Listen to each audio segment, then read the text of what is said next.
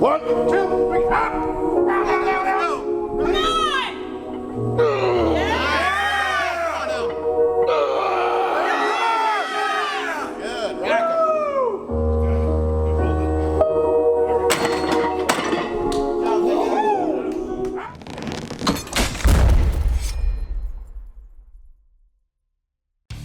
This is Mark Bell from SuperTraining Gym. SuperTraining Gym, the strongest gym in the West. Everybody's getting prepared for slingshot record breakers.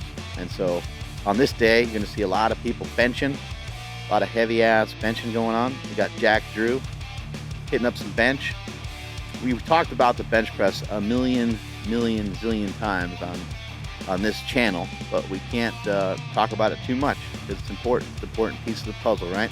We got a bench, we got a squat, we got a deadlift, and a knee. So we need to know how to do all three lifts with proficiency.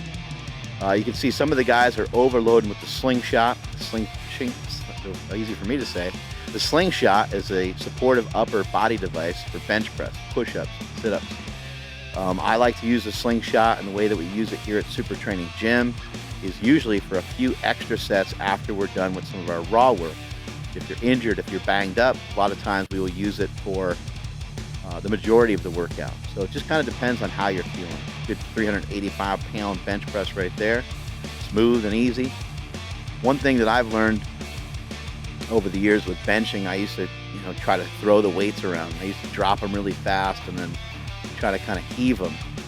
But over time, you want to try to really develop really strict and really precise form, especially in your training. So even though I lifted that way in competition, I didn't lift that way in my training. In my training, I was more meticulous with the form, more meticulous with the technique.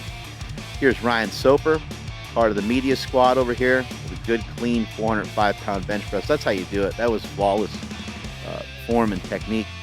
Here we got Emilio Paez going, aka BFT. You can see him blast some snot into his shirt, into his "you're off the team" shirt before he does his bench. Here he is with 405 pounds. And some people might say, oh, that's sick, he's going close grip. But that's just the grip that he utilizes. Different people run into different problems on the bench. For me, if I was going wide, it was always really stressful on my pecs and always really stressful on my shoulders. And for Emilio, he's had some shoulder stuff. He's had a couple things with his elbow. And so going in closer right now feels a little bit better for him.